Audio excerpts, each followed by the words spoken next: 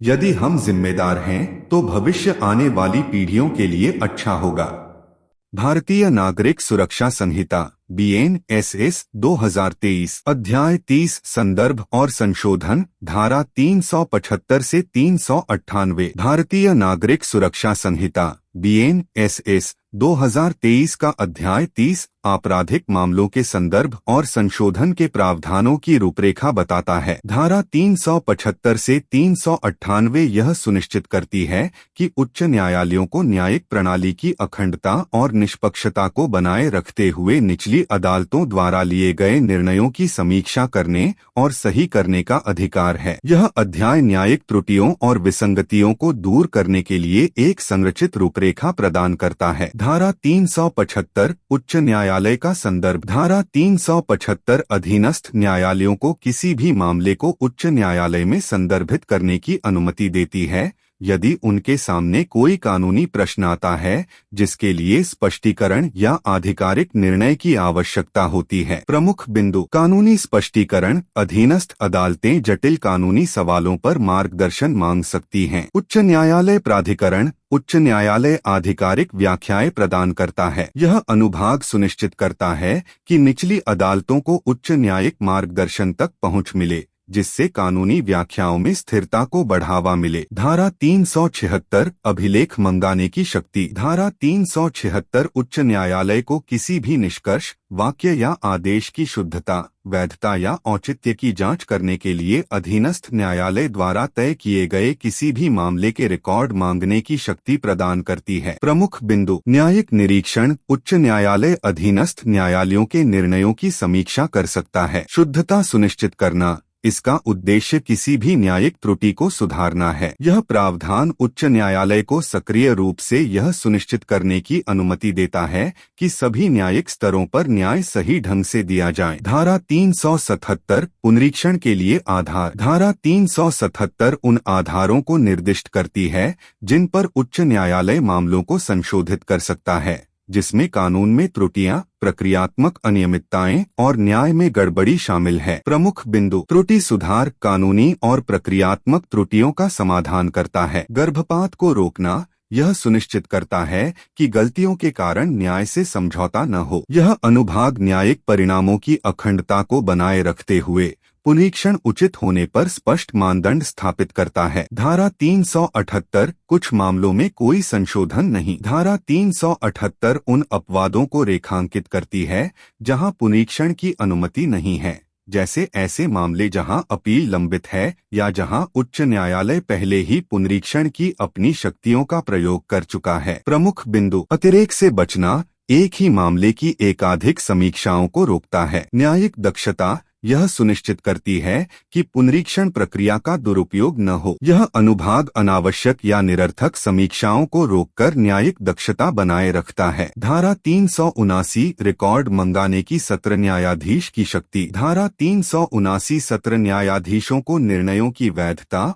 और औचित्य की जांच करने के लिए उनके अधिकार क्षेत्र के भीतर मजिस्ट्रेटों द्वारा तय किए गए मामलों के रिकॉर्ड मांगने का अधिकार देती है। प्रमुख बिंदु। सत्र न्यायाधीश निरीक्षण न्यायिक समीक्षा की एक और परत प्रदान करता है। स्थानीय समीक्षा। यह सुनिश्चित करता है कि मजिस्ट्रेट स्तर पर निर्णयों की जांच की जाती है। यह प्रावधान सुनिश्चित करता है कि मजिस्ट्रेटों द्वारा लिए गए निर्णय स्थानीय क्षेत्राधिकार के भीतर उच्च अधिकारियों द्वारा समीक्षा के अधीन हैं। धारा 380 आगे की जांच का आदेश देने की शक्ति। धारा 380 उच्च न्यायालय या सत्र न्यायाधीश को न्याय सुनिश्चित करने के लिए यदि आवश्यक हो तो किसी मामले में आगे की जांच का आदेश देने की अनुमति देती है। प्रमुख बिंदु। आगे की जांच मामलों की गहन जांच सुनिश्चित करता है। न्याय सुनिश्चित करना। सत्य को उजागर करने के लिए अतिरिक्त जांच की अनुमति देता है। यह धारा उच्च न्यायालयों को यह सुनिश्चित करने का अधिकार देती है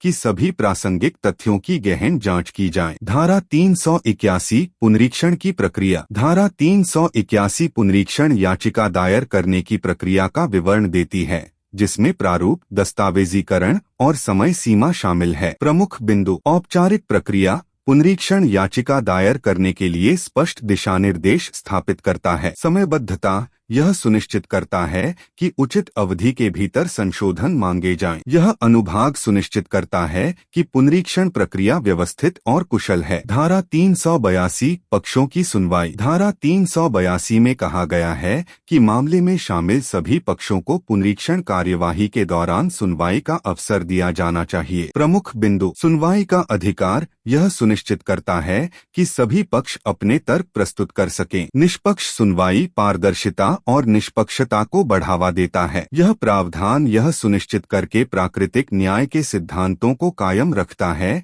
कि संशोधन निष्पक्ष रूप से किए जाएं। धारा 383 पुनरीक्षण में आदेश या निर्णय का रिकॉर्ड। धारा 383 के लिए आवश्यक है कि उच्च न्यायालय या सत्र न्यायाधीश पुनरीक्षण कार्यवाही में पारित आदेश या निर्णय को रिकॉर्ड करें। निर्णय का विस्तृत विवरण प्रदान करें। प्रमुख बिंदु। विस्तृत रिकॉर्ड संशोधन निर्णय में पारदर्शिता सुनिश्चित करता है। तर्कसंगत निर्णय निर्णय के पीछे के तर्क पर स्पष्टता प्रदान करता है। यह अनुभाग सुनिश्चित करता है कि पुनरीक्षण निर्णय अच्छी तरह से प्रलेखित और पारदर्शी हो। धारा 384 पुनरीक्षण का प्रभाव। धारा 384 एक पुनरीक्षण आदेश के कानूनी प्रभाव को निर्दिष्ट करती है, जिसमें मूल निर्णय को बदलने, संशोधित करने या रद्द करने का अधिकार भी शामिल है। प्रमुख बिंदु। कानूनी प्राधिकरण, उच्च न्यायालय या सत्र न्यायाधीश निचली अदालत के फैसले को बदल सकते हैं। अंतिमता। पुनरीक्षण आदेश अंतिम और बाध्य है। ING। यह अनुभाग सुनिश्चित करता है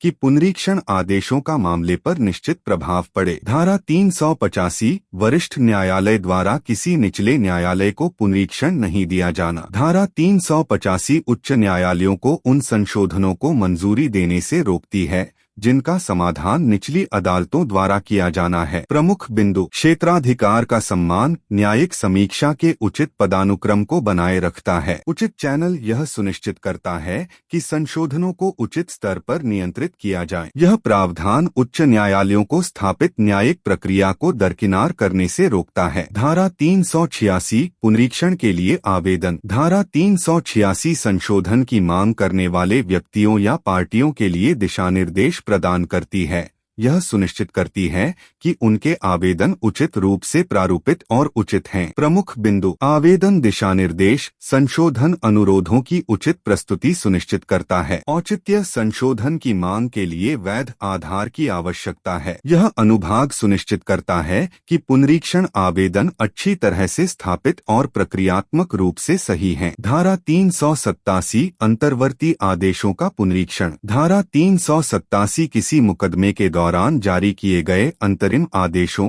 या अस्थायी आदेशों के संशोधन की अनुमति देती है। प्रमुख बिंदु। अस्थायी आदेश अंतरिम न्यायिक निर्णयों की समीक्षा का प्रावधान करता है। निष्पक्षता सुनिश्चित करना यह सुनिश्चित करता है कि वार्तात्मक आदेश कानूनी रूप से सही हैं। यह प्रावधान सुनिश्चित करता है कि अस्थायी न्यायिक निर्णयों की भी शुद्धता के लिए समीक्षा की जा सकती है। धारा 388 उच्च न्यायालय की अधीक्षण की शक्ति। धारा 388 न्याय के उचित प्रशासन को सुनिश्चित करने के लिए उच्च न्यायालय को सभी अधीनस्थ न्यायालयों पर अधीक्षण की सामान्य शक्तियां प्रदान करती है। प्रमुख बिंदु। पर्यवेक्षी प्राधिकरण उच्च न्यायालय निचली अदालतों की देखरेख करता है। न्याय सुनिश्चित करना न्यायिक प्रणाली की अखंडता को बनाए रखना। यह खंड न्यायिक प्रक्रिया की निगरानी में उच्च न्यायालय की भूमिका को रेखांकित करता है। धारा 389 उच्च न्यायालय की अंतर्निहित शक्तियों की बचत। धारा 389 न्याय के उद्देश्य को सुरक्षित करने के लिए आवश्यक कोई भी आदेश देने के लिए उच्च न्यायालय की अंतर्निहित शक्तियों को सुरक्षित रखती है। प्रमुख बिंदु। अंतर्निहित शक्तियां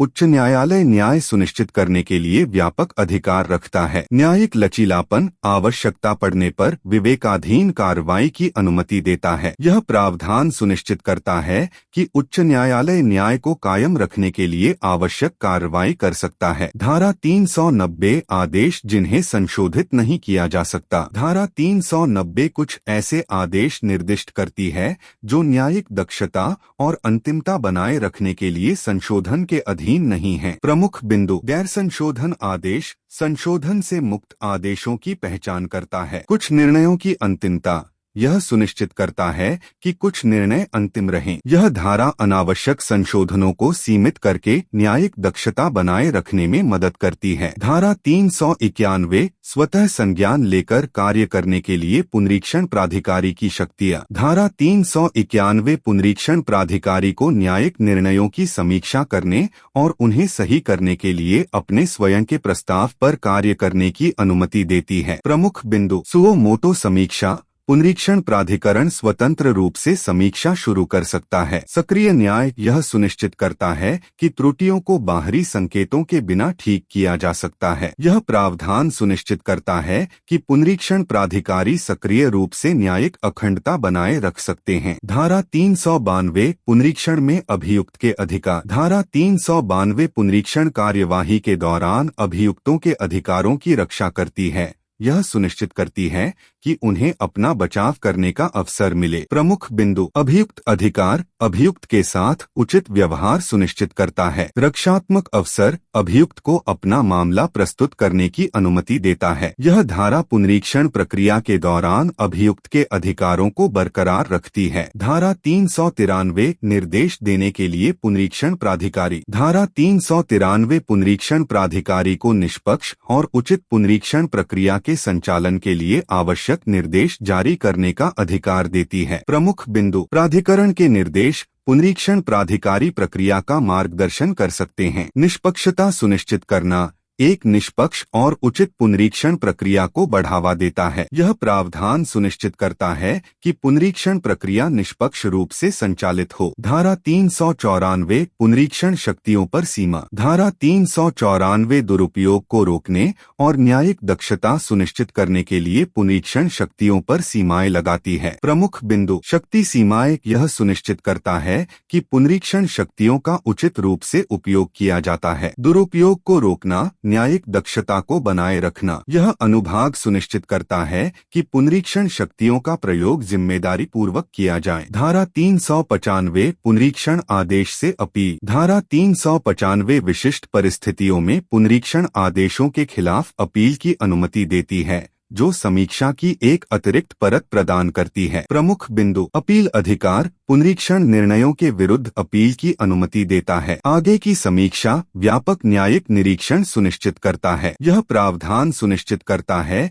कि यदि आवश्यक हो तो पुनरीक्षण निर्णयों की आगे समीक्षा की जा सकती है। धारा 396 पुनरीक्षण कार्यवाही का रिकॉर्ड। धारा 396 आदेश देती है कि पारदर्शिता और जवाबदेही सुनिश्चित करते हुए पुनरीक्षण कार्यवाही का विस्तृत रिकॉर्ड बनाए रखा जाए। प्रमुख बिंदु। विस्तृत रिकॉर्ड पुनरीक्षण कार्यवाही में पारदर्शिता सुनिश्चित करता है। जवाबदेही। न्यायिक जवाबदेही को बढ़ावा देता है। यह अनुभाग सुनिश्चित करता है कि सभी पुनरीक्षण कार्यवाही अच्छी तरह से प्रलेखित हैं। धारा 397 कोई संशोधन नहीं कुछ मामलों में आयन। धारा 397 ऐसे मामलों को निर्दिष्ट करती है जहां कुछ निर्णयों में न्यायिक दक्षता और अंतिमता बनाए रखते हुए पुनरीक्षण की अनुमति नहीं है। प्रमुख बिंदु। पुनरीक्षण प्रतिबंध। पुनरीक्षण से मुक्त मामलों की पहचान करता है। न्यायिक दक्षता। यह सुनिश्चित करती है कि कुछ निर्णय अंतिम रहें। यह धारा अनावश्यक संशोधनों को सीमित करके न्यायिक दक्षता बनाए रखने में मदद करती है। धारा 398 पुनरीक्षण आदेशों की अंतिमता। धारा 398 पुनरीक्षण आदेशों की अंतिमता स्थापित करती है।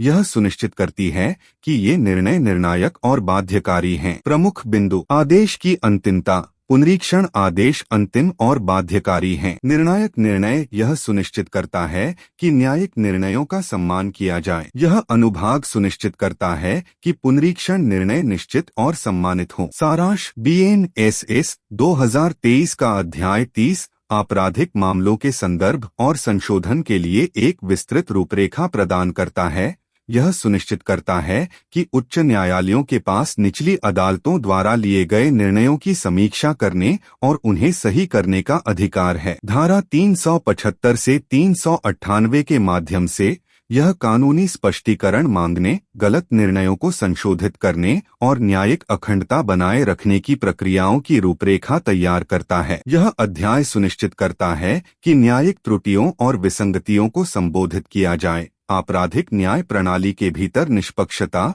पारदर्शिता और जवाबदेही को बढ़ावा दिया जाए। विस्तृत समीक्षा, सक्रिय सुधार और अपील के लिए तंत्र प्रदान करके यह उचित प्रक्रिया और न्याय के सिद्धांतों को कायम रखता है। सूचित रहें, आराम से जियो।